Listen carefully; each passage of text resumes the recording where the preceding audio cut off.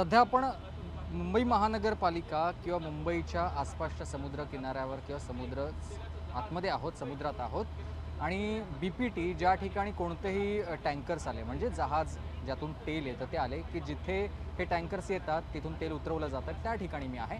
समोर हे जहाज तुम्ही पाहताय, त्याचं नाव आहे शिलाँग जहाज।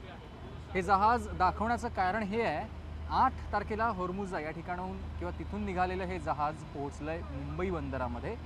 पहिलं जहाज आहे गेल्या काही दिवसामधलं जे तेल घेऊन भारतात आलेलं आहे आणि मुंबईतल्या समुद्र चौपाटीवर ते दाखल झालेलं आहे। इथल्या समुद्रामध्ये बंदरामध्ये दाखल झालं आणि त्यातलं तेल बाहेर काढलं जात आहे। सौदी अरेबियातल्या रास तनुरा या बंदरामधून हे कच्चं तेल घेऊन शिलाँग तेलवाहू जहाज मुंबईमध्ये सुरक्षित पोहोचलेलं आपण बघतोय। या जहाजानं 8 मार्चला होर्मुझ ही समुद्रधुनी पार केली। सध्या इराण आणि अमेरिका यांच्यात तणावामुळे या मार्गावरील जहाज वाहतूक या वाहतुकीबाबत चिंता व्यक्त केली जाते। परिस्थितीत या मार्गाने भारतात पोहोचलेलं हे पहिलं जहाज ठरलेलं आहे।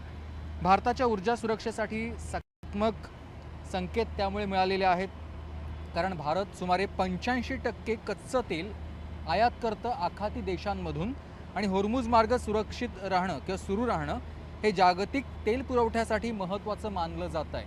आणि हे जहाज 8 तारखेला निघून आज 12 तारखेला मुंबईच्या बंदरामध्ये पोहोचल्यानं एक मोठी उपलब्धी आहे किंवा एक मोठं सुरक्षिततेचं कारण म्हणायला हवं आहे।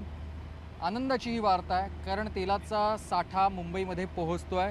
तेल सुरक्षित मुंबईमध्ये पोहोचत असल्यामुळे दैनंदिन दिनचर्येत लागणारं हे तेल, कच्चं तेल भारतात येऊ घातल्यानं अनेक उद्योगधंदे किंवा मग अगदी वाहन चालवण्यासाठी लागणारं इंधन या सगळ्यासाठी ही आनंदाची बातमी आहे। तेलाचा पुरवठा सुरळीत सुरू राहिला तरच बाकी सगळ्या गोष्टी सहज सोप्या होत असतात आणि इराण आणि त्याच परिसरामध्ये अमेरिका सगळं युद्ध सुरू आहे।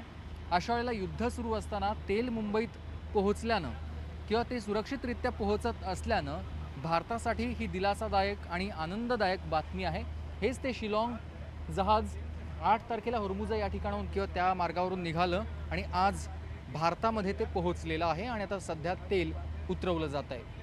व्हिडिओ जर्नलिस्ट उमेश गोविलकर यांच्यासह सुमित सावंत, न्यूज 18 मराठी, मुंबई।